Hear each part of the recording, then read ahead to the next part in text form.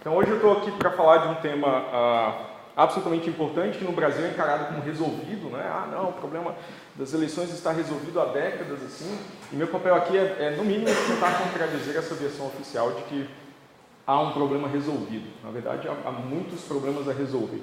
Aliás, essa é uma consequência comum, que eu acho que está ficando muito mais evidente para seres humanos, que implantar tecnologia resolve um problema e cria vários outros. Assim, né? As pessoas tendem a entender que não, tecnologia sempre aprimora processos humanos, mas a gente finalmente está coletando. A comunidade de segurança já vem reclamando dessas coisas desde os anos 70, 80, porque todo mundo é paranoico, certo? E repete isso, exaustão. Mas acho que finalmente essas questões de privacidade, a violação lá da política de acesso de dados do Facebook, etc., distorcer resultados de eleição com propaganda segmentada, usando a escala da tecnologia para distribuí-la, acho que essas questões finalmente estão se tornando próximas da sociedade. Então, obviamente, elas são determinantes para o nosso futuro enquanto espécie dominante na Terra, né?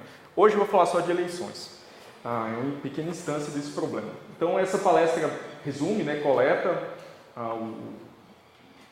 5 ou 6 anos de trabalho participando dos testes do TSE sobre uma série de restrições que eu vou falar também ao longo da palestra, para tentar demonstrar que sistemas computacionais são inseguros, especialmente quando eles são aplicados para procedimentos oficiais como eleição e não permitem os agentes interessados no processo eleitoral, que são os eleitores, por incrível que pareça, a obter evidências de que esse sistema se comporta de maneira honesta. Então, essa tese que eu vou sustentar.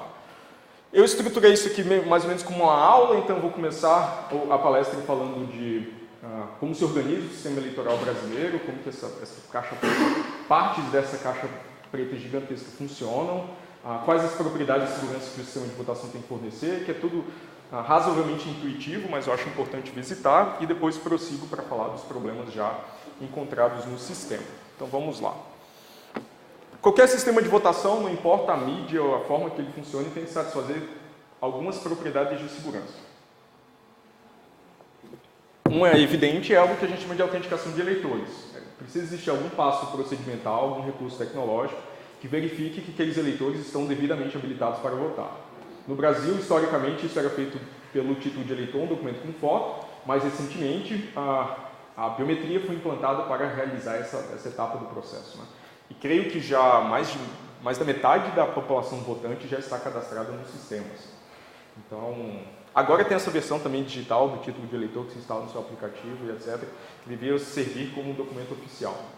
Então, esse é o passo onde o eleitor prova para a mesa que ele é um eleitor habilitado, que ele pode votar. Observe que esse passo é, de certa forma, ortogonal a todos os posteriores. O eleitor precisa provar que é um eleitor válido e obter, de alguma forma, acesso para depositar um voto. Esse acesso pode ser entregar uma cédula que ele preenche e deposita numa urna convencional. Esse acesso pode ser também um bit, né, que vai num cabo ligando esses dois dispositivos, o que verifica que o eleitor é válido e o que coleta o voto dele, dizendo que há um voto a ser depositado nos próximos instantes de tempo, que é a solução adotada no Brasil, né, que tem, obviamente, seus problemas em relação ao sigilo do voto, mas essa questão é ortogonal às demais propriedades. Sigilo do voto e integridade de resultados são as propriedades que a gente entende como talvez mais naturais e evidentes, né? No caso do Brasil, o sigilo do voto é um requisito constitucional. Isso é diferente de outros países que simplesmente amadureceram o suficiente a ponto de entender que o voto precisava ser secreto. No Brasil, a Constituição determina que o sistema de votação em uso no país precisa fornecer o sigilo do voto. A razão é muito simples, a gente quer evitar que eleitores sofram coação, que um candidato possa falar, não, eu vou comprar seu voto, você precisa me dar uma forma, né, precisa de verificar que de fato você votou em meu favor, senão por que eu compraria seu voto? Assim. Então, ao proteger o eleitor dele mesmo, de certa forma, você tenta garantir liberdade na hora de depositar seu voto. Ele pode até vender o voto para alguém e votar para outro candidato. Assim. Ele teria essa garantia se o sistema satisfaz esse requisito. Numa eleição baseada em cédulas, isso é muito simples, né? Você pega uma cédula de votação não identificada, faz uma marcação, mistura essa cédula com as demais. Assim, o sigilo do seu voto está preservado, né? Dado que você pode fazer isso sem ninguém observar esse ato. Integridade dos resultados é basicamente que o sistema de votação não altera o voto dos eleitores, ele preserva a intenção de voto. Então, se votou num certo candidato, o voto de fato vai para esse candidato. Que também é evidente porque é importante, né? E uma Última propriedade, que é fundamental, mas muito pouco discutida no Brasil, é a possibilidade de se realizar uma auditoria posterior para provar para um certo candidato que de fato perdeu a eleição, provar para o eleitorado dele que simplesmente eles não estão em número suficiente para controlar o resultado daquela eleição, né? Ser a fração majoritária do eleitorado. Idealmente, essa possibilidade de auditoria deve ser exercida sem especialização. Sem você precisar, né, de um especialista, sei lá, em criptografia ou em bits de algum tipo e cor, que vai examinar arquivos depois do sistema para dizer houve fraude ou não houve fraude. Assim. Algo que é importante se observar é que num sistema de votação que é exclusivamente eletrônico como o nosso, todas essas propriedades terminam ancoradas em dispositivos e aspectos tecnológicos. O que claramente impõe restrições à possibilidade de auditoria, porque agora uma pessoa sem treinamento especializado não consegue auditar absolutamente nada do sistema. Ele pode confiar no discurso oficial, mas ele não consegue verificar essas propriedades. Ele consegue ler código-fonte e entender, realmente isso aqui protege o sigilo do voto, porque eu entendo o que esse pedaço de código faz. Assim. Então, no Brasil, a possibilidade de auditoria termina reservada para especialistas, né, para tecnólogos. O que, obviamente, não é exatamente democrático, tem uma série de problemas que eu vou discutir posteriormente. Talvez o principal deles é que todos esses bits que podem ser observados depois da eleição já passaram por um sistema que talvez tenha sido comprometido. Então, eles vão sempre refletir um resultado fraudado e não o resultado original. Você não tem a possibilidade de ter um resultado alternativo para questionar o primeiro. Essa é a grande dificuldade de se realizar auditorias em sistemas de votação exclusivamente eletrônicos. Mas o importante aqui é observar que essas são as propriedades fundamentais que qualquer sistema precisa fornecer. Aqui uma cronologia aproximada. Então, a informatização das eleições no Brasil começou, na verdade, nos anos 80, com a informatização do cadastro eleitoral, acho que em 85. Nos anos 90, o TSE começou a implantar urnas eletrônicas em sessões eleitorais volumosas, acho que tinha mais de 200 mil, em municípios com mais de 200 mil habitantes ou eleitores, eu nunca lembro, mas era uma dessas duas escolhas.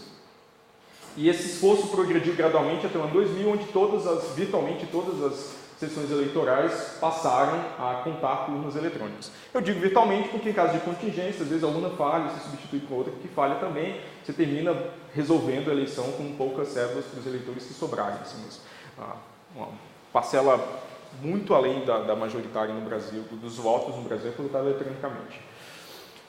Depois de certa pressão dos partidos políticos e da comunidade técnica, em 2012 o TSE implantou o que a gente chama de voto impresso numa fração das urnas, né? Que é basicamente acoplar uma impressora na urna que exiba para o eleitor o voto, tomara que seja o voto que ele digitou no equipamento, para ele verificar que aquele papel, aquele registro físico contém as escolhas dele, e esse papel deve permanecer na sessão eleitoral para recontagem, conferência com a contagem eletrônica, algum tipo de auditoria. Assim.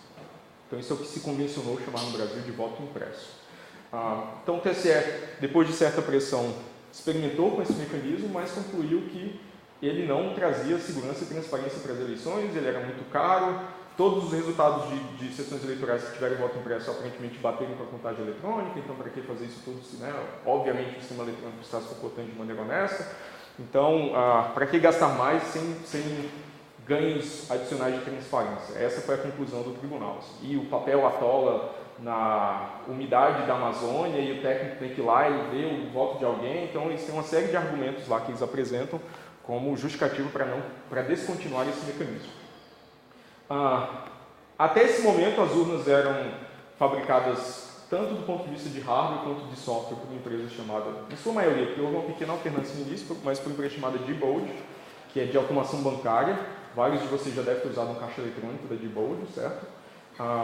E que eles também têm um segmento muito forte de automação eleitoral nos Estados Unidos. Que após uma versão do código-fonte vazar no FTP público e ser inspecionado por especialistas e ter vulnerabilidades gritantes descobertas, em último caso gerou um escândalo e um debate nacional nos Estados Unidos sobre a segurança desses sistemas, que terminou forçando a Diebold a vender todas as suas subsidiárias de votação eletrônica para os seus concorrentes. Porque o mercado dela de votação eletrônica começou a ameaçar o mercado tradicional de automação bancária. Se você não faz uma máquina de votar segura, como que seu caixa eletrônico é seguro? Assim, né? Como que essas duas coisas podem existir no mesmo universo? Assim? Então eles venderam, menos a subsidiária brasileira, que continua em operação, que deve continuar lucrativa, certo? Até 2004, tanto o hardware quanto o software eram fabricados pela Diebold. Tem uma alternância de sistema operacional. A primeira versão do sistema operacional era chamada VirtualOS, que era um sistema operacional compatível com DOS, para máquinas tipo, baseado em 386. Assim. Depois eles migraram para Windows Compact Edition. Então a gente teve eleições presidenciais rodando Windows.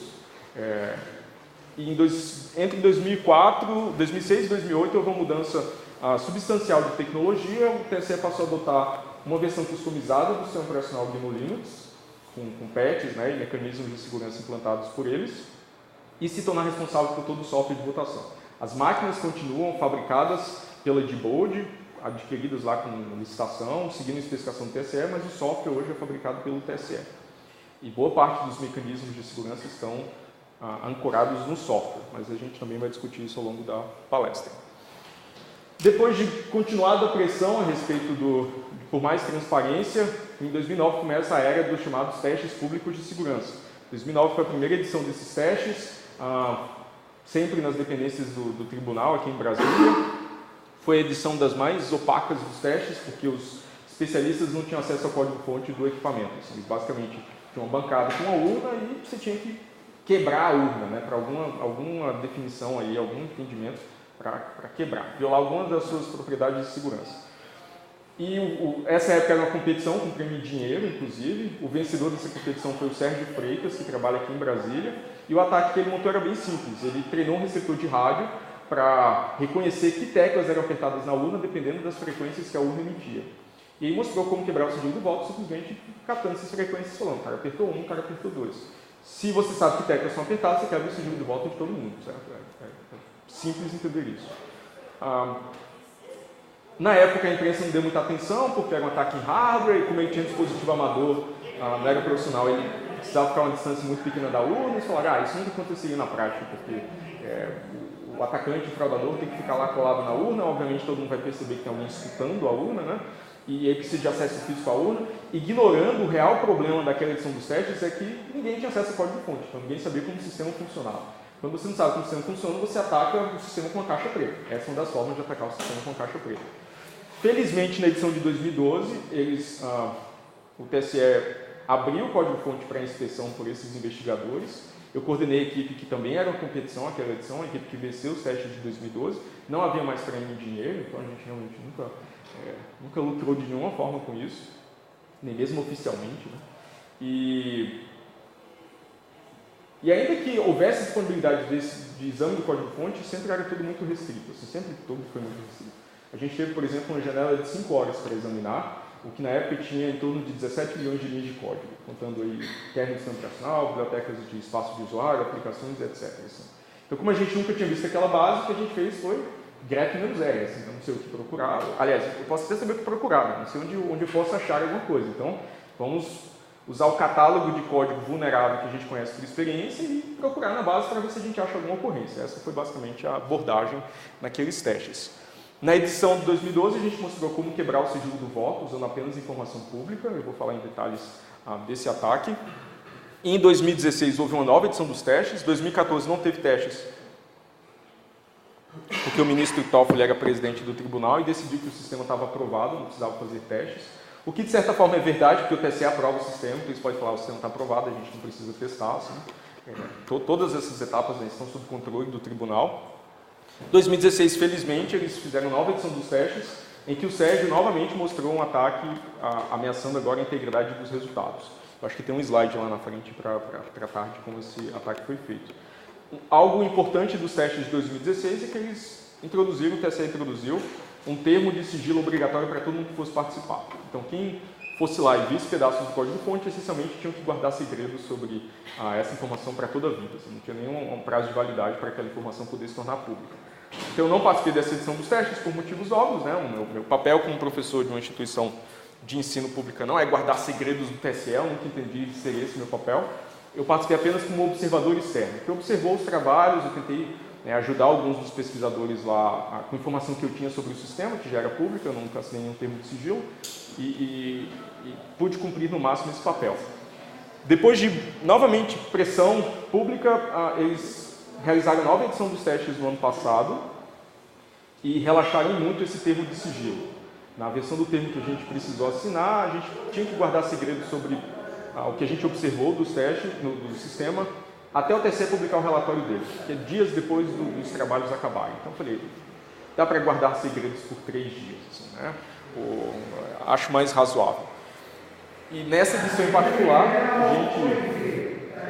Isso é um protesto para tentar abaixar. Talvez seja pró-voto impresso. Bem, então a gente alcançou talvez o objetivo inédito e mais ambicioso na edição, nessa edição dos testes, que foi comprometer a integridade do software. A gente conseguiu colocar o nosso programa para rodar e efetivamente programar o urna eletrônica. Isso nunca tinha acontecido antes. E do ponto de intervenção onde a gente encontrou essa vulnerabilidade que permitia fazer isso, tinha um poder de amplificação. Você conseguia alterar cartões que instalam software na urna antes das eleições acontecerem, cada um desses cartões instala software em 50 urnas. Então, é um ataque que escala melhor do que, obviamente, você ir em cada urna e tentar trocar o software que já está instalado lá dentro. Assim. Então, vou falar, né, na segunda parte da palestra, em maior detalhe, desses testes de segurança e dos resultados obtidos. Então, vamos começar falando da organização do sistema para vocês entenderem um pouco como ele funciona. São essas 3 etapas principais. O que a gente chama de preparação, que é a preparação do software antes das eleições acontecerem. O software é desenvolvido no TSE, como eu já disse algumas vezes. Um ano antes da eleição, tipicamente eles fazem uma edição dos testes públicos de segurança para tentar detectar problemas e resolvê-los. 6 meses antes da eleição ocorre a janela de inspeção pelos partidos políticos. Os partidos podem enviar inspetores para observarem esse volume de código lá no TSE. Para isso, eles têm que preencher um termo de sigilo, né, que impõe restrições de transparência, evidentemente. E um certo dia, declara-se aquela versão como uma versão oficial a ser usada nas eleições, ela é transmitida para os TREs. Os TREs gravam essa versão nos cartões de instalação de software. Esses cartões vão até as urnas para instalar software em cada uma delas. Como as urnas são desconectadas, elas não têm acesso à internet, não têm interface de rede, elas precisam receber e se comunicar com o mundo exterior de alguma forma, né? Então, toda essa comunicação é feita por mídias. Você instala software com cartão, a urna executa as eleições e produz os arquivos em outra mídia que é extraída, né, e seu conteúdo é transmitido. Assim. Eu entendo a fase de preparação como absolutamente crítica do ponto de vista de segurança, porque é nesse momento que um fraudador tem ampla possibilidade de causar estrago em larga escala. Ou adulterando o software diretamente, porque talvez ele trabalhe em tribunal, ou adulterando o software que está em cartões que instalarão 50 urnas cada. Assim. É uma maneira de você, né, tentar fazer uma fraude escalar num custo razoavelmente baixo, ao invés de esperar o software ser instalado e tentar fazer intervenções individuais nas urnas, que obviamente impõe uma logística mais cara e complicada. No dia da votação, todo mundo aqui mais ou menos deve saber como funciona. Quem aqui já foi mesário? Eu nunca fui, estou levantando a mão só para instruir os levantarem a mão. Tá, ninguém aqui foi mesário. Eu nunca serei mesário, né? De certa forma, um misto de tristeza e alegria. Mas as coisas funcionam basicamente assim, né? Entre as 7 e as 8 da manhã, o mesário dá início aos trabalhos, inicializa o sistema, imprime a zerésima. A zerésima é aquele documento que tem zeros para todos os candidatos. Às 8 da manhã, ele digita lá no terminal do mesário um comando que dispara o início da sessão de votação. Os eleitores vão lá, se autenticam e podem votar, né? Depositar um voto, se o software estivesse comportando de maneira honesta. Às 17 horas, se não tiver fila, o mesário novamente digita lá um código que interrompe a sessão de votação. Né? Ele encerra a sessão de votação. Nesse momento, a urna faz uma série de coisas. Ela imprime uma cópia, né, ou múltiplas cópias do boletim de urna, que é um documento oficial contendo os resultados para aquela urna em particular. Como, novamente, elas não têm comunicação em rede, elas só podem produzir o resultado daquela sessão eleitoral específica. E grava uma série de arquivos num pendrive chamado mídia de resultados. Esses arquivos incluem um arquivo de log, que tem todos os eventos desde a instalação do software até aquele instante. Tem o registro digital do voto, que eu vou tratar em maior detalhe aqui, que é um monstrinho que apareceu via determinação legal em certo momento e cria problemas para o sistema, vou falar disso em detalhes mais à frente. Uma via eletrônica do boletim de urna, os mapas das impressões digitais das sessões eleitorais que têm identificação biométrica, então isso também é armazenado pelo sistema e transmitido. Terminada essa fase, o mesário tira esse pendrive, coloca numa máquina desktop que roda uma distribuição Linux do TSE, normalmente está na escola, algum lugar que tem interface de rede, o conteúdo desse pendrive é transmitido para o totalizador. O totalizador recebe todos esses parciais, soma todo mundo, publica o resultado oficial. e assim, na noite de domingo, né, todo mundo sabe quem será o novo presidente e quem vai ocupar os cargos oficiais a partir do ano seguinte. Assim. Depois das eleições, você também pode sempre tentar protestar e pedir uma auditoria, né, como já aconteceu nas eleições de 2014. Vou discutir também as limitações dos possíveis pedidos de auditoria em eleições brasileiras, né, a partir dessa única experiência. Assim. Bem, então já basicamente expliquei como funciona a fase de preparação, né, o software mantido. Essa é uma característica que eu devo dizer que é positiva do sistema brasileiro. O software é aprimorado, mantido, corrigido, piorado em certos momentos, em certos instantes, né, porque o software piora e nem sempre monotonicamente se torna melhor, certo? Todo mundo que programa sabe disso. Mas o software, pelo menos, tenta se aprimorar o software entre eleições distintas. Tem um prazo de 2 anos para fazer isso. Isso é diferente de outros países, a gente costuma observar mais esse tipo de notícia dos Estados Unidos, que eles compram máquina de votar com Windows XP, sem patches, e assim fica por, sei lá, 17 anos. Então, há pelo menos essa logística de redistribuir o software, que é uma oportunidade para se corrigir problemas de segurança. Então, a fase de preparação termina com o software instalado nas urnas. Os principais mecanismos de segurança são os testes públicos de segurança, né, que eu já disse, ocorrem 1 ano antes da eleição, e os exames por a inspeção por fiscais de partido, sob o termo de sigilo, e órgãos da sociedade civil, né, mais tradicionalmente OAB e Ministério Público, mais recentemente a Sociedade Brasileira de Computação foi incluída e as universidades públicas também podem enviar inspetores para essa etapa, que é mais longa do que os testes, né? Você tem 6 meses para inspecionar o código ao invés de 3 dias, assim, é substancialmente mais longa, mas tem essa restrição de exigir a assinatura de um termo de sigilo, que não é compatível, eu imagino, com a função pública de boa parte das pessoas que possam participar. Mas é como as coisas são por enquanto. No dia da votação, já expliquei também como as coisas funcionam. Os mecanismos de transparência aqui são a 0ª, que declara o início da sessão de votação. Uma cerimônia chamada votação paralela, que é uma eleição simulada que ocorre em paralelo à votação oficial, com urnas sorteadas no dia antes da eleição, onde eles basicamente fazem uma eleição aberta. Então, as pessoas que participam, que são fiscais, dizem, eu vou votar no candidato 15, eu vou votar no candidato 13, eu vou votar nulo, sei lá. O cara declara o voto dele. Eles passam o dia inteiro coletando esses votos. No fim do dia, você verifica se os votos declarados batem com o boletim de urna, usando o seguinte argumento. Se as urnas que se comportaram nessa eleição simulada se comportaram de maneira honesta, provavelmente as urnas que estão nas sessões eleitorais reais também estão se comportando de maneira honesta. Esse é o argumento, né, de você pegar uma amostra de urnas e fazer uma eleição simulada. E o TSE argumenta também que esse registro digital do voto, que é um arquivo que veio em substituição ao voto impresso após uma aprovação de uma lei no Congresso, inclusive proposta pelo Azeredo, né, que agora já está preso, assim,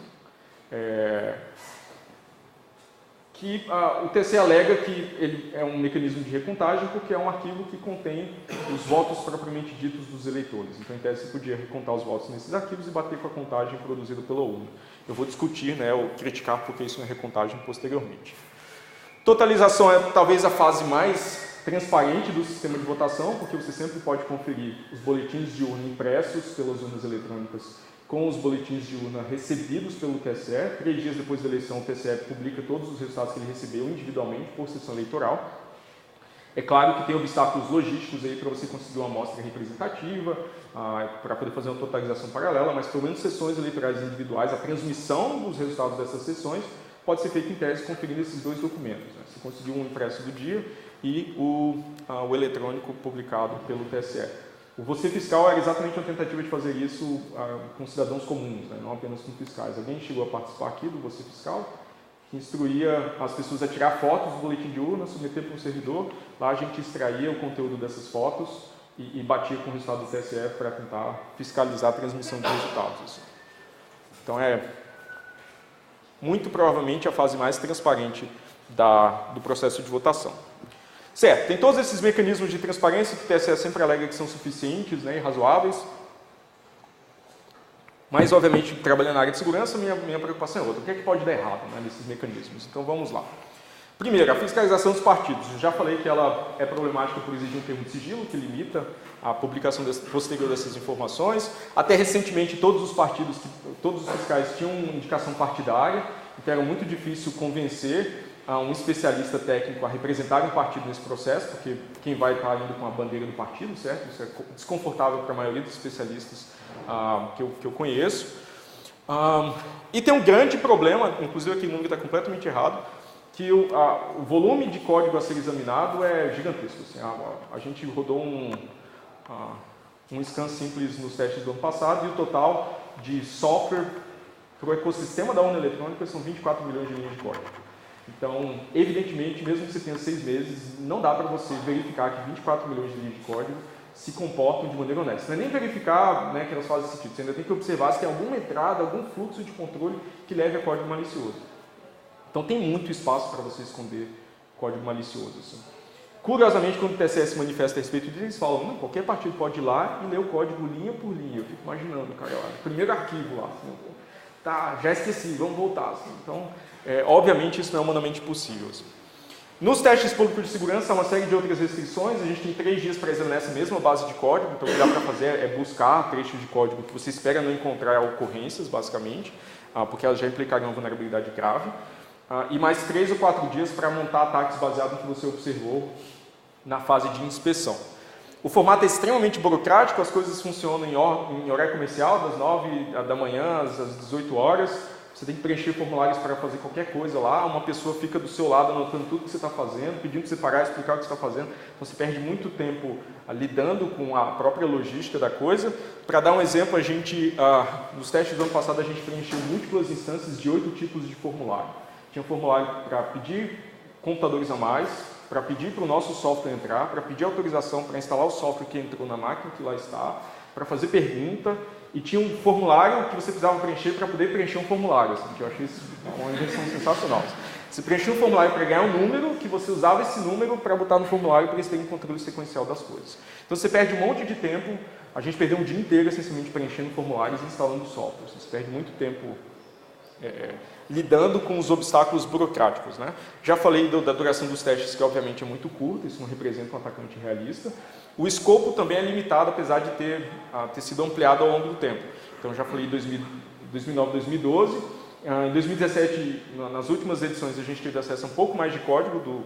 A gente teve acesso ao código do JEDI, que é um sistema que gera os cartões de instalação das urnas eletrônicas, que antes estavam disponíveis, mas tem pedaços da infraestrutura que continuam completamente fora. Assim, a gente não tem como acessar a infraestrutura do TSE para testar se do ponto de vista de rede ela é robusta ou não. Do ponto de vista da urna eletrônica, a gente não consegue testar adversariamente a identificação biométrica, porque quem está participando dos testes não consegue registrar a biometria para poder verificar, né? A gente tentar verificar se ela se comporta de maneira, se ela resiste, né, a um ataque adversarial ou não. Em particular, isso foi bem curioso em 2012, porque antes dos testes acontecerem, eu nunca tinha visto essa base, não tinha a mínima ideia do que a gente ia fazer lá. Então, o que eu fiz foi praticar gerar dedos falsos de cola tenaz, assim, né? O que dava para fazer antes dos testes começarem, praticar no meu próprio notebook como eu fazer um dedinho de cola que pudesse transferir para um outro leitor e fosse aceito pela biometria, que eu consegui fazer no meu notebook, que tinha um leitor particularmente terrível de biometria, mas que foi uma possibilidade negada nos testes de 2012 e continua negada desde então. A justificativa do TSE de que a biometria não entra no escopo dos testes é que ele não é maduro o suficiente para ser testado em laboratório, como eles falam, né, de maneira adversarial. Ignorando o fato que o sistema está em produção, acho que há quase 10 anos. Assim. Bom, tem toneladas de sessões eleitorais que já fazem identificação biométrica, as pessoas já forneceram seus dados, aqui no DF já passou o cadastro há muito tempo. Então, está em produção, mas não pode testar, né, que é emblemático. Bem, já falei como essas condições de trabalho são muito pouco realistas, não modelam um fraudador real, que é muito bem equipado. Um fraudador eleitoral, ele é basicamente um político, certo? Tem enorme capital político e financeiro e pode corromper agentes de maneira quase customizada, né? Assim que as coisas, pelo menos, funcionam no Brasil. Um outro problema de forma dos testes é que há um conflito de interesse, o TSE organizando testes para avaliar a segurança do seu equipamento, então não é muito difícil imaginar que não está na melhor das intenções do tribunal que as pessoas que participem desses testes encontrem todos os problemas possíveis, certo? Expõem parte da sua superfície de ataque para tentar usar essa informação para aprimorar o sistema, mas essas restrições todas, obviamente, não são coincidência, né? É evidente observar isso. Assim. Eu já falei do termo de sigilo de 2016. Então, especialmente os testes públicos de segurança têm sido mais úteis para se detectar problemas graves no sistema ao longo do tempo, mas evidentemente eles não garantem que a eleição vai ser honesta. Assim, tem um enorme... Até porque a gente nem sabe o que vai acontecer com o software depois dos testes acabarem, certo? Ele vai continuar sendo mantido, isso também vale para a inspeção de código. Bem, para a zerésima e para a votação paralela, o grande problema é que eles não previnem o software desonesto. Porque o software imprimir um papel dizendo que nenhum candidato tem 0 votos, isso não tem absolutamente nenhuma... Não garante nada que a eleição será justa, certo? É só um papel com zeros do lado do número dos candidatos. Assim. Então, eu entendo a zerésima muito mais como uma declaração oficial de que a votação começou do que qualquer mecanismo de transparência. O software desonesto pode muito bem imprimir uma zerésima que é convincente para qualquer pessoa. Assim. A votação paralela é interessante porque, em primeira análise, ela parece suficiente. Assim. Você testa uma simulação, se a urna se comportou bem, a urna está se comportando bem no país inteiro. Mas tem várias dicas de como a votação paralela é organizada que permitem para o software descobrir se está na simulação ou no mundo real. Por exemplo, os eleitores da votação paralela tipicamente não têm a biometria registrada. Então, se o software monitora a taxa de contornos da biometria por parte do mesário, ele sabe que está numa simulação. E aí ele pode, ao tentar diferenciar, se ele está na simulação no mundo real, que é uma coisa cartesiana, assim, ele pode funcionar de maneira desonesta apenas quando ele estiver na eleição real. Assim.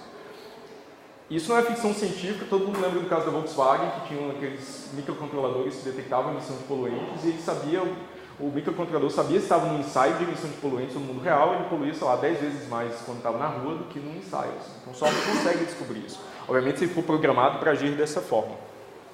Há um problema também de tamanho e qualidade da amostra, são 5 urnas por estado, acho que 3 da capital, 2 do interior.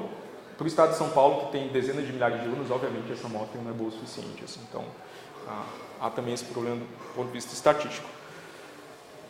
Aqui tem um ataque muito simples, que demonstra como contornar trivialmente todos esses mecanismos de transparência, inclusive a votação paralela. Imagina que o software foi adulterado ou internamente ou por um atacante externo, antes dele ser instalado nas urnas, para que o comportamento malicioso fosse disparado apenas depois de um voto ser registrado para, sei lá, um candidato um voto nulo, cujo número é tudo 9.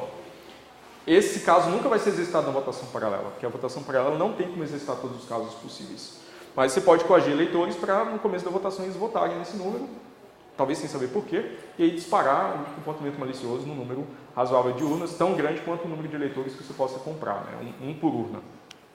Então, obviamente, ele não vai aparecer assim no código-fonte, certo? Isso é apenas uma ilustração, ele vai vir muito melhor ofuscado e escondido, né, num desses arquivos que compõem essa base de código gigantesca. Então, é apenas uma ilustração. Bem, na totalização já falei do você fiscal. Uma coisa importante de resultado do você fiscal é que depois da edição de 2014 que a gente fez utilizando fotos do boletim de urna, o TSE facilitou a aquisição de dados colocando um código QR no boletim de urna, que facilita de fato muito as coisas. Então, esse problema está mais próximo de ser resolvido, né, como capturar os dados de um boletim de urna, mas ainda continuam as restrições logísticas de você coletar uma amostra significativa dos boletins de urna em papel para poder confrontar com os boletins de urna eletrônicos e fazer uma totalização e se convencer de que o resultado foi pelo menos transmitido de maneira honesta. É evidente que, como o boletim de urna já contém os resultados, isso não prova de que ele não, ou essa fase da verificação, da fiscalização, não prova que a intenção de voto está registrada no boletim de urna, mas apenas que ele foi transmitido de maneira correta depois da eleição, naquela sessão eleitoral, se encerrar. E, como eu já disse, você sempre pode pedir uma auditoria, né? Termina a eleição, você fala, não concordo com esse resultado, foi muito apertado, quero auditoria. Quais são os problemas e como a auditoria é realizada no Brasil? Primeiro, ela é aprovada pelo próprio TSE nos moldes que o TSE considera convenientes. Na auditoria de 2014, eles demoraram meses para entregar todos os arquivos, o que complica muitas coisas. A auditoria seguiu meses depois desses arquivos serem entregues, e o relatório dos especialistas é absolutamente categórico. A conclusão deles é que não foi possível chegar a conclusão nenhuma. Não foi possível determinar, uma boa margem de certeza, se houve ou não fraude, porque pedaços gigantescos do sistema simplesmente não podiam ser auditados nessa tentativa de auditoria. Para dar um exemplo muito simples, aparentemente eles receberam uma versão do código-fonte de binários, compilados a partir desse código-fonte, né, extraídos de urnas, mas não havia nenhuma garantia de que um correspondia ao outro, assim, porque o TSE não lacrou a versão do compilador que foi usada para transformar um no outro, nem eles conseguiram reproduzir essa compilação no instante de auditoria. Então você tem 24 milhões de linhas de código impossível de auditar e binários que você não consegue provar que vieram desse código. Assim. Então, o que você consegue concluir disso? Sobre o comportamento das urnas meses antes e depois da eleição. Então, o relatório dos especialistas é inconclusivo, eles chegaram a conclusão nenhuma. Curiosamente, a versão que foi para a imprensa divulgada no TSE é que não houve fraude. Assim. Então, tem um abismo entre as duas coisas. Assim. E um grande problema de como essa auditoria foi encarada é que há uma certa... há uma politização de tudo no Brasil, né, atualmente. Assim.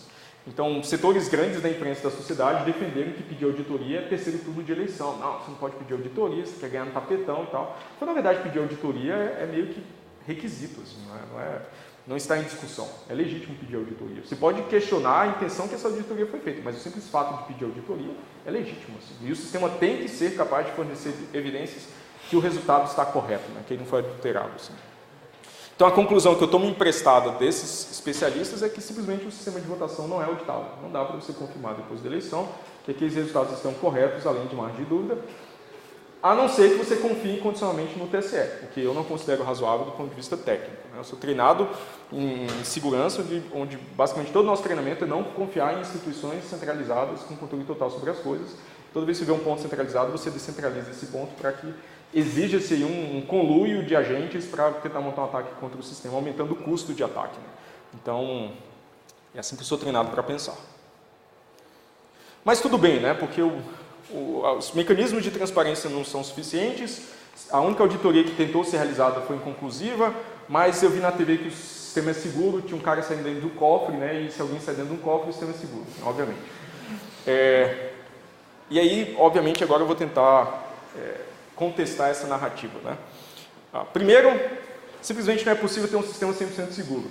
E esse debate é muito curioso, porque por décadas o TSE argumentou que o sistema de votação no Brasil era 100% seguro, e hoje eles dizem que essa argumentação é uma falácia. Assim, falas recentes, até do secretário de Tecnologia no Senado, falando, não existe esse sistema 100% seguro, isso é uma falácia que o TSE por anos repetiu. Assim.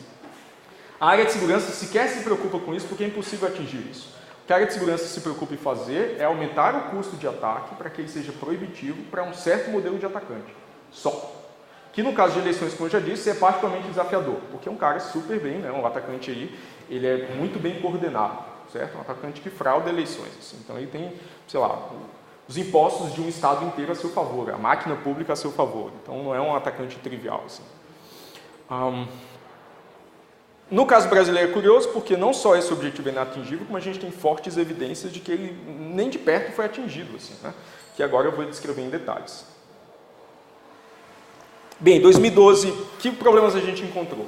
Primeiro, uma vulnerabilidade trivial no sigilo do voto. Baseado em informação pública, a gente conseguia recuperar a ordem de votação. O primeiro eleitor votou num certo candidato, o segundo eleitor votou num certo candidato e assim por diante. Também encontramos nesse exame rápido de 5 horas da base de código várias chaves criptográficas inseridas diretamente no código-fonte, o que quer dizer que elas existem também às claras nos cartões que instalam software nas urnas. Então, quem sabe onde estão essas chaves, ou quem vaza uma dessas chaves, é capaz, por exemplo, de decifrar um desses cartões e tentar manipular o seu conteúdo. Também a mesma chave compartilhada no país inteiro, contrariando aí as boas práticas, sei lá, desde os anos 80. Assim. Se uma chave vaza em qualquer lugar, ela pode ser usada para atacar qualquer outra urna em qualquer outro lugar do país. Não tem nenhum tipo de contenção de danos geográfica por um mecanismo de distribuição de chaves. O sistema também, a verificação de integridade é insuficiente porque ela funciona baseada no auto-verificação. O software da urna verifica os hashes e assinaturas dos seus próprios arquivos para tentar determinar se ele foi adulterado ou não. Isso não faz nenhum sentido do ponto de vista de segurança, porque o software pode ser adulterado para não mais verificar as assinaturas e imprimir na tela que está tudo bem. Assim. Então, filosoficamente, o problema de verificar, do software verificar se ele foi corrompido ou não, é parecido com o problema de você tentar descobrir se você está louco sem a ajuda de um médico. Então, você não sabe se você está louco, mas você tenta fazer um autoexame para será que eu estou louco? Vamos tentar descobrir se eu estou louco ou não. Obviamente, isso é insolúvel, certo? Você pode estar tão louco que você conclui que não está louco, porque você não está mais raciocinando corretamente. Isso se aplica diretamente ao software. O software pode ser adulterado para ele imprimir que está tudo bem e não mais verificar. E como vai ficar mais claro, simplesmente uma falha de procedimento que deixe alguns arquivos sem assinatura, já permitiria adulterar esses arquivos, o software vai imprimir na tela que está tudo verificado corretamente. Assim. Foi o que a gente fez no ano passado.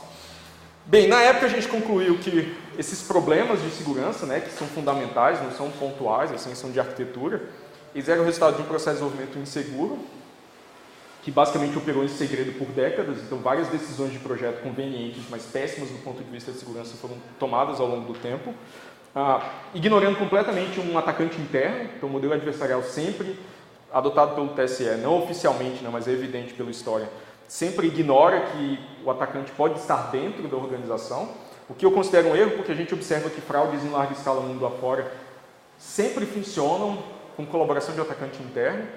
Talvez o exemplo mais notório da história foi o próprio Snowden. O Snowden, do ponto de vista do NSA, era um atacante interno. Ele vazou toneladas de documentos absolutamente sensíveis, contornando os protocolos de segurança por ter acesso privilegiado.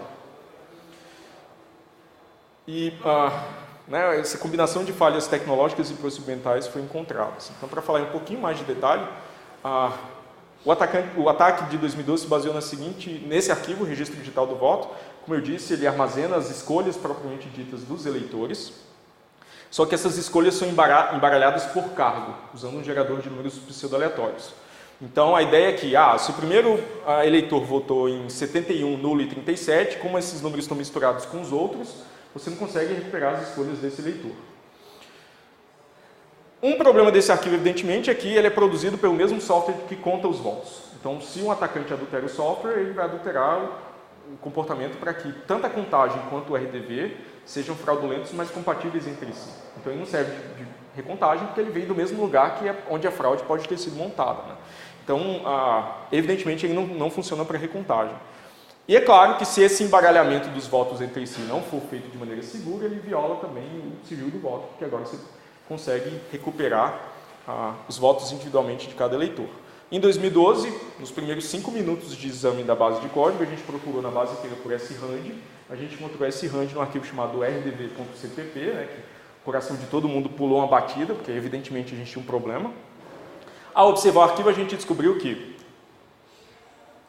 primeiro, os votos são embaralhados usando esse péssimo gerador de números aleatórios, rand srand da biblioteca do C, cujo principal problema nas implementações modernas é ter uma semente muito pequena. O papel desse gerador é receber uma semente verdadeiramente aleatória, expandindo uma sequência de números que determina aquele embaralhamento, mas a semente foi escolhida por uma tomada de tempo. A tomada de tempo não é um valor aleatório em nenhum lugar do planeta Terra, especialmente quando ele acontece na inicialização do sistema, necessariamente entre as 7 e as 8 da manhã. No caso brasileiro é ainda pior, porque a gente descobriu que a tomada de tempo era impressa nas erésimas. Então, com acesso à hora de impressão das erésimas, a gente desembaralhava os votos daquele arquivo público, sabia exatamente como o primeiro, segundo e terceiro eleitores, assim por diante, votaram. Esse foi o nosso ataque em 2012, chamado pelo TSE na imprensa de sofisticado do ponto de vista tecnológico. Que eu nunca decidi se é um elogio ou não, assim, né? Fica ali e tal. Então, para dar uma referência, a primeira vez que essa linha de código tenebrosa foi encontrada em produção foi no Netscape 1.1, uma das primeiras implementações do SSL, que usava o instante de tempo e acho que o PID do processo, uma coisa assim, para gerar chaves. E 2 alunos de doutorado da Universidade da Califórnia encontraram esse problema e provaram que as chaves eram determinísticas, né, podiam ser calculadas por um atacante, sem acesso ao código-fonte, isso em 95. Então, é uma vulnerabilidade dos anos 90, né, voltando aí para dizer oi. Então, como um mesário de repente pode usar aquela vulnerabilidade para atacar uma sessão eleitoral? Pode manter uma lista da ordem de votação, na medida que as pessoas vão assinando o caderno, termina a eleição, pega o arquivo daquela sessão eleitoral, recupera os votos em ordem, todo o sigilo do voto de todos os eleitores está quebrado. Há um outro ataque mais sutil, mas que também é bem interessante, contra autoridades públicas. Então, vamos supor que o presidente do TSE, na época, né, nos testes de 2012, votou em 2010 às 11h20 da manhã e 37 segundos. Na verdade, isso é uma suposição, porque a própria foto publicada pelo TSE tem essa informação nos metadados. Então, a gente sabe que ele votou às 11h20 da manhã e 37 segundos. O log da urna também mantém o instante de tempo que cada eleitor votou. Então, com esse instante de tempo, é possível descobrir a posição na fila de votação do presidente do TSE. Se você recupera os votos em ordem, você sabe exatamente, com certeza matemática, qual foi o voto do ministro do Supremo, certo? Obviamente, a gente não fez isso em 2012, porque deve dar cadeia, certo? Então, E não é a coisa mais democrática que você possa fazer, né? Recuperar o voto do ministro Supremo e perguntar para ele se realmente votou nesses candidatos. Mas há certas coisas que existem melhor como possibilidade do que como, não concretização. Essa é uma dessas coisas. As condições técnicas para se fazer isso, caso o software usado nas eleições de 2010 ou eleições anteriores tivesse essa vulnerabilidade, existem lá, esses votos ainda podem ser recuperados, o que obviamente é totalmente inadmissível. Em 2016, o Sérgio descobriu que um certo código de verificação do boletim de urna ele é calculado de maneira insegura. Para dar um pouco de contexto. Se a urna eletrônica falha, mas ainda assim ela consegue produzir um boletim de urna com resultado parcial, você pode usar esse resultado parcial, pode digitar esse resultado parcial numa outra urna rodando um sistema de apuração e produzir um pendrive com arquivos para transmitir para o totalizador. Para evitar que o mesário tome liberdades ao digitar esses resultados manualmente, tem um código verificador a cada par de resultados, a cada sequência de resultados, que verifica se não há adulteração, uma espécie de checksum. O que o Sérgio descobriu foi que, primeiro, esse código obviamente é muito curto, são apenas 5 dígitos, e o cálculo dele não utiliza nenhuma informação secreta. Então, se você sabe como o algoritmo funciona, qualquer pessoa que tem esse conhecimento consegue tanto mudar a votação e calcular o código correto correspondente, que o sistema de apuração vai aceitar, ou ainda mudar a votação para colidir com o código correto, se você quiser fazer um ataque ligeiramente mais sutil aí. Então ele mostrou, foi o primeiro ataque mostrado nos testes, com poder de adulterar resultados de eleição. Provavelmente ele não foi montado contra eleições oficiais, porque pelo menos em 2016 o número que o TSE deu de sessões eleitorais no país inteiro que usaram esse sistema de apuração, com digitação manual de resultados parciais, foi acho que 17 sessões eleitorais, então foi um número muito pequeno. Mas ele abriu a caixa de Pandora de mostrar que a integridade de resultados também não era assegurado pelo sistema, caso ocorresse uma contingência que pode ser provocada pelo próprio mesário. Obviamente, ela não precisa ser acidental. Em 2017, agora, eu vou tratar da nossa participação naquela edição dos testes.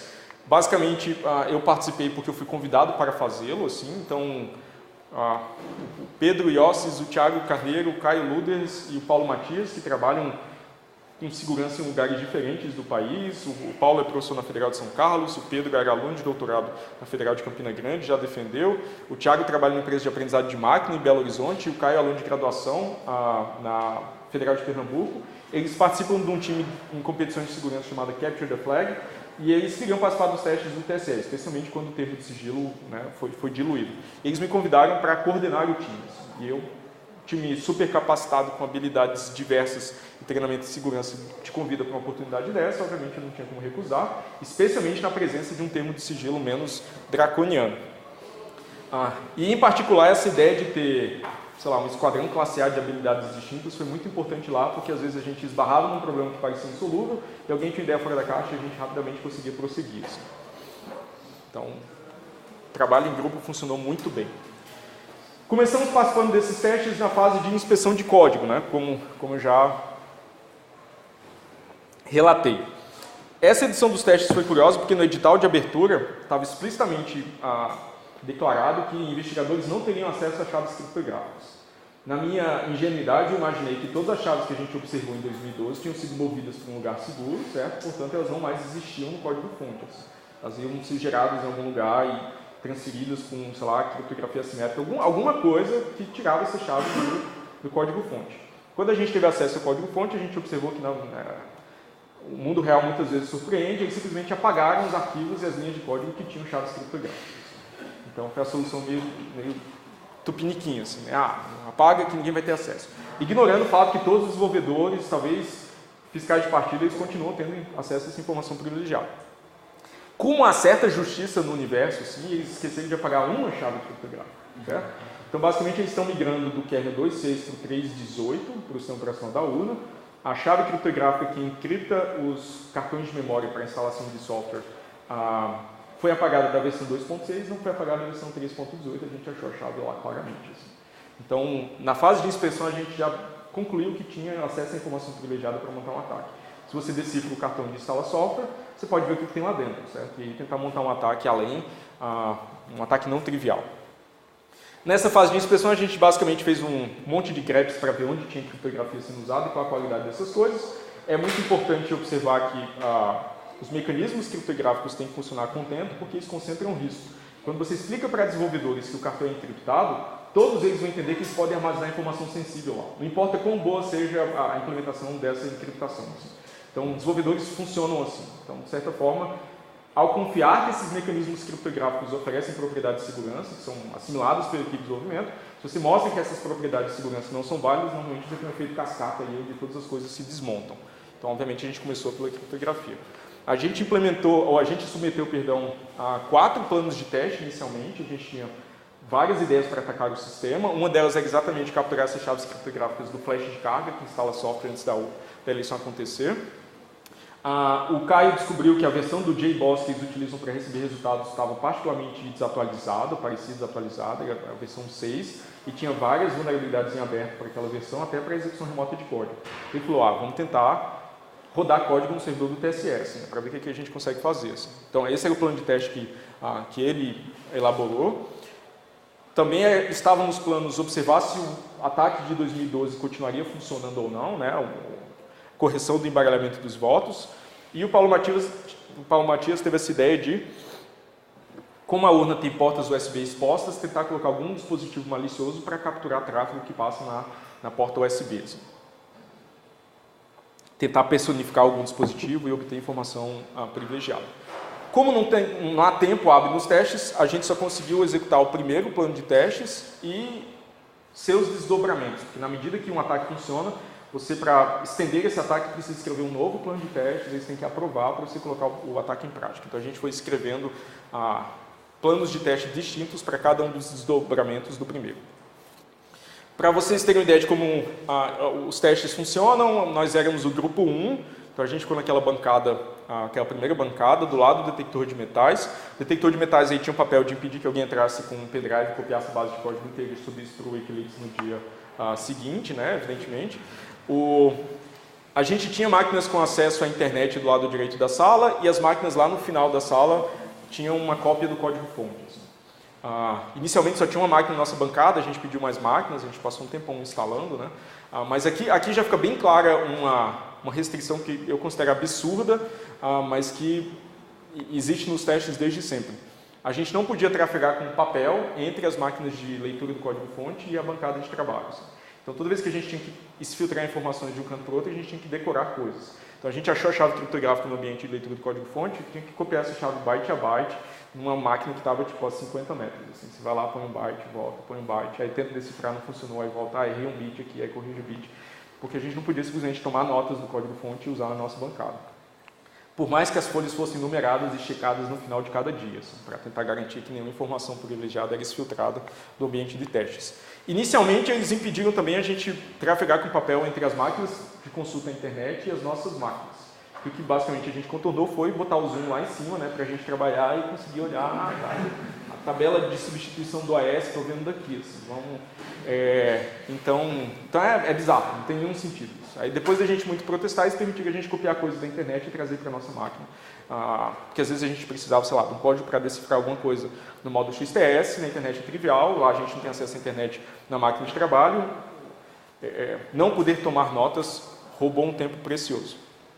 Mas acho que é emblemático também das restrições enfrentadas. Primeiro dia é o dia de preparação dos testes, a gente não podia atacar nada, então o que a gente fez foi preencher toneladas de formulários, instalar Kali Linux em todas as nossas máquinas, acho que a gente tinha 3 ou 4 máquinas, e a gente fez a seguinte coisa, a gente implementou nas máquinas de inspeção de código um programa para decifrar uma cópia da mídia de carga, da flash de carga, que estava lá nas máquinas de inspeção, para verificar se a chave que a gente observou estava correta ou não. A gente observou que esse mecanismo de encriptação usa o AES-256, é um bom algoritmo, no modo XTS, que é o modo de cifração de disco. Esse modo usa 2 chaves, uma estava no código-fonte e outra estava as claves no cartão, no offset, endereço fixo. Então a gente conseguiu no ambiente de testes decifrar essa memória, o que deu fortes evidências de que a gente estava com a chave correta e a gente conseguia já decifrar uma memória, uma mídia real. A que a gente encontrou no ambiente de inspeção era só um stub, assim, era um pedaço do sistema de arquivos que ia ser preenchido na medida que os arquivos fossem introduzidos lá. Como as máquinas de inspeção não tinham compilador, elas é um Ubuntu sem compilador, a gente escreveu esse programa juntando Python com OpenSSL. A gente chamava OpenSSL na linha de comando para decifrar um bloco e scriptou isso com Python. Então ficou terrivelmente lento, porque ficava toda hora o Python disparando um processo novo. Assim. Mas ainda assim a gente conseguiu confirmar essa hipótese de que a gente tinha chaves corretas.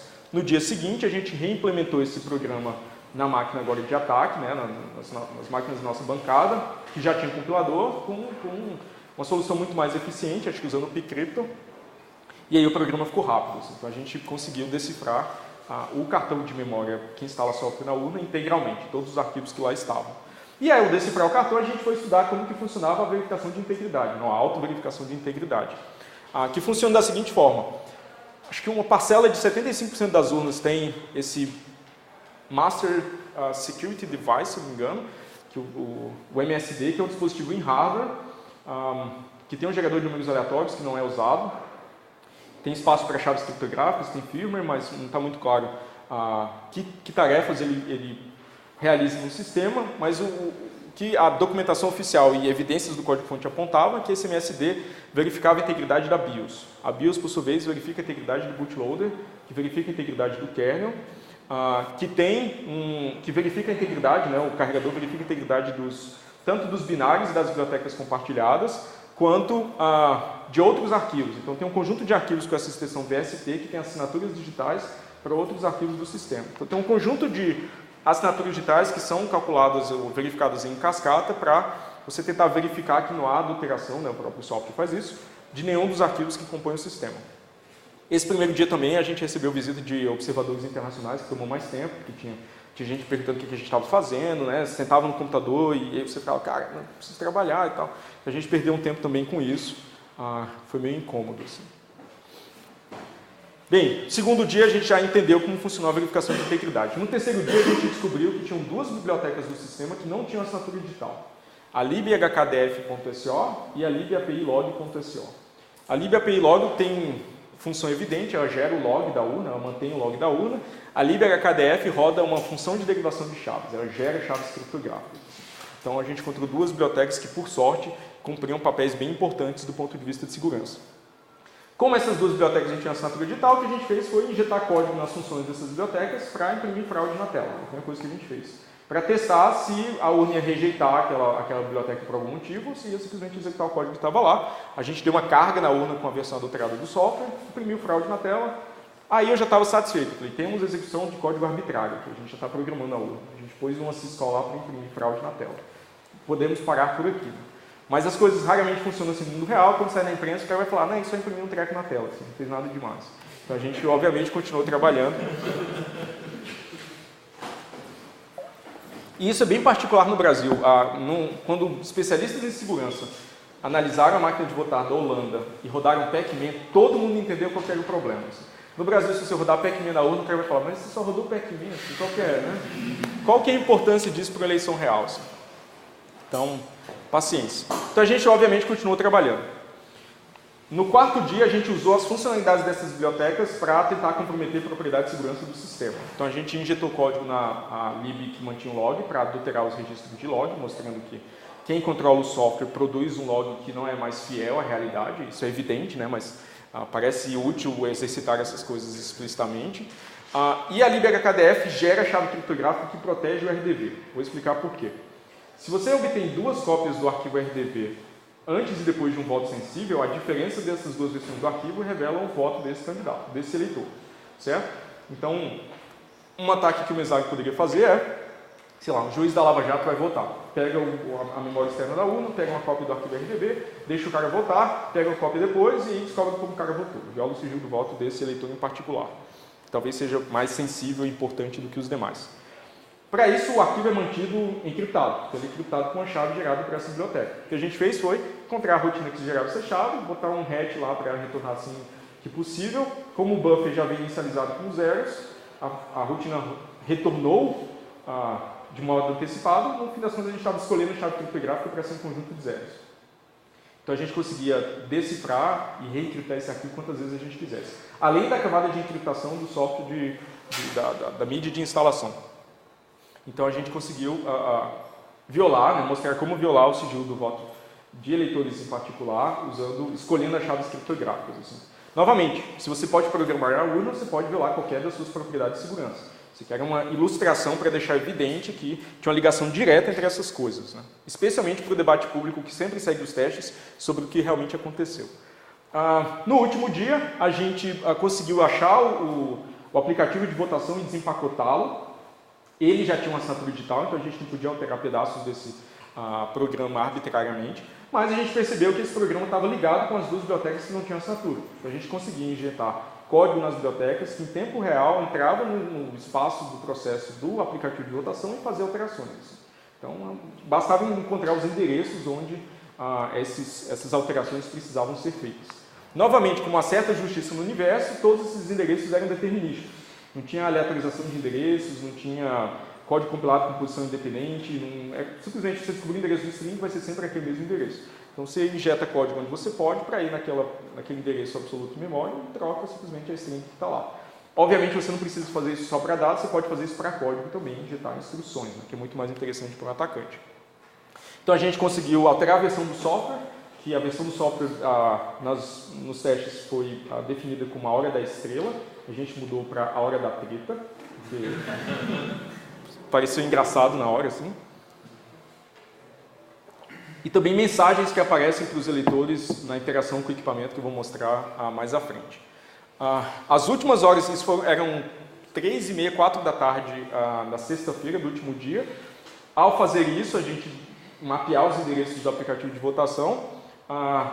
Parte da equipe eu fui preencher relatórios de conclusão e notificação de vulnerabilidades, o resto da equipe foi estender esse ataque para agora injetar código para desviar votos de um candidato para o outro, assim, que é o que as pessoas parecem se importar muito mais. A gente prosseguiu até o ponto de encontrar a função que recebe um voto de um eleitor e armazena esse voto no RDV, de onde os votos são posteriormente contados.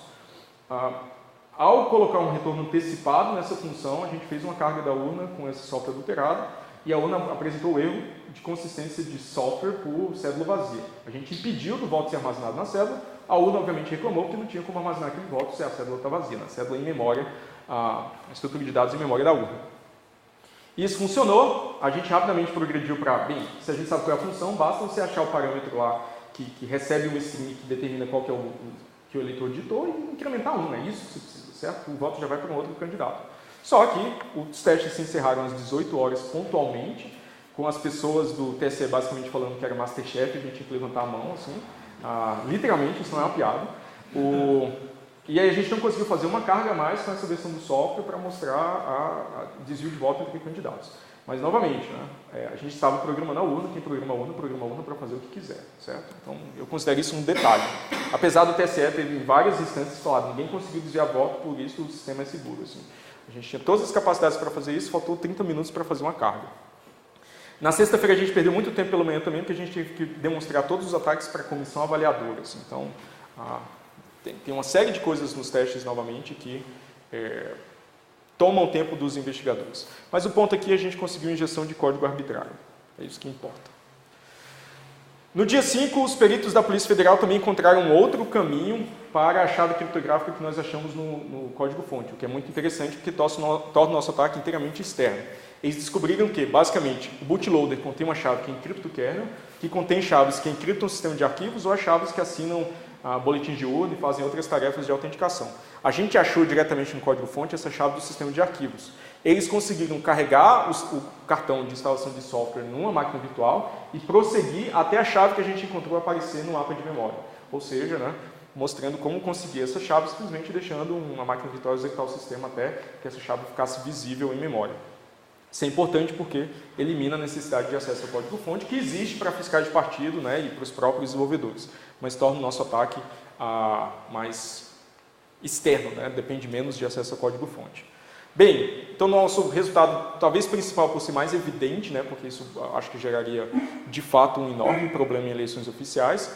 Essa é uma captura de tela do simulador que a Justiça Eleitoral distribui, do software da urna. Então você escolhe o candidato lá, ele mostra a foto do candidato e o número. A gente mudou aquela string aqui em cima de seu voto para vote 99, talvez influenciando o eleitor aí, não tão convicto das suas escolhas a votar na opção menos democrática. Assim, Como resolver esse problema? Agora vamos entrar na fase construtiva disso tudo, já falei mais de 1 hora. Como que a gente resolve esse problema?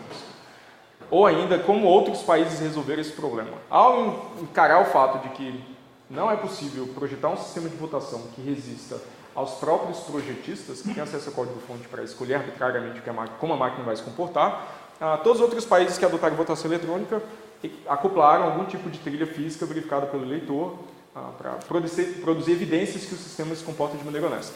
Então, no estado de Jalisco, no México, eles utilizam essa máquina, não é o país inteiro ainda, e eu não sei se é um projeto piloto ou já funciona em eleições oficiais, minha impressão é que apenas para eleições de menor porte, municipais, onde basicamente você usa aquela tela à direita lá para escolher seus candidatos, aquela própria recipiente lá tem um impressor em cima, que imprime o seu voto, você aceita ou não esse voto, esses votos vão se acumulando ali nesse recipiente à esquerda. Termina a eleição, você pega essa caixa, dá uma misturada, né, para quebrar a ordem de que os votos possam ter se acumulado, bate com a contagem eletrônica, e se os dois baterem, essa sessão eleitoral está funcionando corretamente, transmite para o totalizador. Um problema nessa solução em particular, ou no chamado voto impresso, é que se há uma divergência entre essas duas trilhas, você tem que resolver o que você vai fazer. Você vai confiar no eletrônico? Não parece fazer muito sentido. Você vai confiar no impresso? Pelo menos ele foi verificado pelo eleitor, mas você pode tolerar uma margem de diferença entre os dois, porque de repente alguém, sei lá, tirou um voto em algum lugar e agora você vai ter que impugnar a sessão eleitoral inteira. Então você tem que resolver essa ambiguidade com um procedimento. O que é complicado, países diferentes adotam, né, soluções diferentes para esse problema. Mas é um problema que inegavelmente existe. A Índia, depois de análise de segurança, se não me engano, em 2010, que uma máquina de votação foi extraviada e chegou na mão de um especialista chamado Alex Halderman, que vive peregrinando pelo mundo, mostrando que os sistemas de votação são inseguros, né, que o imperador está sem roupas, assim parece ser o hobby pessoal dele, e o seu trabalho de pesquisa, evidentemente. Eles, por 60 dias, se trancaram numa sala, ou 30 ou 60 dias, não me lembro, para examinar o sistema de votação usado na Índia, assim, que é bem primitivo, é baseado em hardware. Eles fizeram um monte de ataques, tem um artigo muito bom, e ele descreve muito bem essa experiência num curso do Coursera chamado Securing Digital Democracy, se eu não me engano, que eu inclusive recomendo. É uma ótima, junto com o documentário da HBO, Hacking Democracy, é uma ótima combinação de coisas para estudar sobre voto eletrônico. Depois dessa análise de segurança, a Suprema Corte da Índia determinou que as máquinas teriam que imprimir comprovantes físicos para recontagem e auditoria. E essa foi a solução que eles encontraram, que é essa impressora aqui, que mostra nesse visor o voto impresso, você aprova ou não esse voto impresso, né, e eles se acumulam lá, permanecem na sessão eleitoral para exame posterior. Isso ocorre desde... O piloto começou em 2014, então eles já estão há 4 anos implantando gradualmente essa solução. A Venezuela é um caso bem curioso, porque eles utilizam há um bom tempo um sistema com registro físico do voto. Você, naquela tela de toque lá, você escolhe o seu candidato, esse terminal à esquerda imprime o seu voto, você tem contato manual com o voto, que é algo indesejável, né, por causa de perigos em relação ao voto de cabresto e sigilo do voto, mas o eleitor ele verifica se o voto está do jeito que ele gostaria, dobra e coloca no urna convencional, onde você pode contar posteriormente. Mas eu gosto sempre de mostrar essa foto da Venezuela, porque o sistema de votação dele já foi elogiado em várias instâncias, mas se vocês observarem do lado direito ali, há 14 cópias da foto do Maduro. Porque nessa eleição, ele representava uma coligação de 14 partidos. Então, a piada, obviamente, é que até se você fechar os olhos e fizer assim, ele tem uma chance maior de receber seu voto. O ponto é, obviamente, por mais que você tenha um sistema de votação mais transparente, apesar desse problema, né, do possível sigilo do voto, da violação do sigilo do voto, evidentemente isso não é suficiente para ter democracia, assim, isso deveria ficar claro. Assim.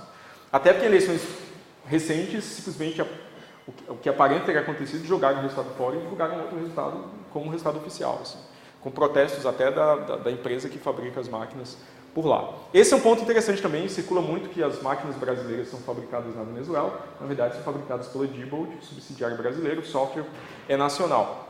Então, o problema está dentro do território brasileiro, né? Não é uma ameaça comunista distante que vai corromper nossas eleições. Assim. O problema está conosco. Uma outra alternativa de tentar resolver esse problema da ambiguidade do voto impresso são as máquinas em utilização na Argentina. Elas funcionam da seguinte forma: você põe uma cédula ali, essa cédula tem um espaço para impressão e tem um chip embutido. Você escolhe os seus candidatos naquela tela de toque, a máquina imprime na cédula e programa o chip com as suas escolhas. você deveria, pelo menos em tese, pegar essa cédula e passar em outras máquinas, as máquinas vão ler o chip e mostrar na tela o que está naquele chip, se elas não estão todas em conspiração conjunta, né? E aí você verifica que se bate com o que está impresso e se convence de que aquela cédula tem versões eletrônica ou eletrônica e impressa compatíveis entre si. Então, abre essa cédula, põe numa urna convencional. No final do dia, você abre essa urna, vai passando essas cédulas em uma outra máquina, uma máquina dessa em modo de contagem, e faz uma cerimônia pública. Né? Esses votos podem ser contados manualmente também, a rigor, porque eles têm uma versão impressa, as escolhas impressas no voto. Parece uma ótima ideia em concepção, a implementação foi desastrosa, então, a análise de segurança de boa parte da comunidade de segurança argentina encontrou um monte de problemas com essas máquinas, em particular, os chips não eram autenticados e podiam ser lidos à distância, então você podia tanto quebrar o sigilo do voto quanto tentar alterar um voto para invalidá-lo, para que não batesse com a versão impressa. As chaves criptográficas de transmissão dos resultados vazaram na internet e o pesquisador que notificou a autoridade eleitoral disso teve uma visita pouco confortável da polícia na sua casa, assim, levaram tudo do cara. O código-fonte vazou na internet, tem um usuário do GitHub que, se não me engano, chama-se Prometheus, que sempre atualiza a versão do software, provavelmente um atacante interno, ou que tem acesso à rede da empresa que fabrica o sistema e vaza versões do software com enorme regularidade e tem um monte de problemas no software. Assim. Porque é software, certo? Não é porque a Argentina ou o Brasil são especiais, é simplesmente porque é software. Mas é uma ideia com uma concepção interessante. Assim. A implementação foi desastrosa. E o que as pessoas entendem, especialmente na academia, como o melhor custo-benefício é um scanner. Pega uma cédula, marca as bolinhas lá, passa no scanner e seu voto está contado. Software simples, interface simples, você pode contar manualmente se você quiser, você pode contar em 43 scanners distintos, um de cada partido se você quiser. A tecnologia é dominada pelo homem, é só marcar bolinhas, provas de vestibular fazem isso há um bom tempo. É isso que as pessoas entendem como o melhor custo-benefício dentro desses muitos modelos em operação. São usados com certa frequência em estados dos Estados Unidos. Conclusões, para a gente finalmente se encaminhar para as perguntas. Violamos aí ao menos duas barreiras de segurança, a cifração das mídias que instalam software nas urnas e a autenticação das bibliotecas. Um ponto crítico que a gente observou que, na verdade, toda a segurança do sistema inteiro está baseada naquela chave do bootloader que encripta o kernel, que depois daquela chave você decripta o kernel, você decripta a chave do sistema de arquivos, você abre o sistema de arquivos, encontra a biblioteca de autenticação e injeta código. Então tudo, na verdade, estava pendurado numa única chave criptográfica que o pessoal da Polícia Federal conseguiu contornar. E algumas observações adicionais. Né? O tempo que a gente gasta nos testes não é representativo, eu já justifiquei isso de múltiplas formas. E para quem um dia for participar desses testes, é importante encarar os testes como um adversário. Então, se puder contornar protocolos dos testes para ganhar tempo, façam isso, porque senão você perde o tempo todinho lá, seguindo o protocolo que o TSE determinou, que não é, obviamente, não está no melhor interesse nem da equipe, nem da sociedade. Que problemas persistem? Software secreto por mais de 20 anos. Se vocês quiserem observar o código-fonte, vocês precisam de uma indicação especial de um partido, da universidade ou da Sociedade Brasileira de Computação. Então, todos nós financiamos esse software, a gente não pode auditar.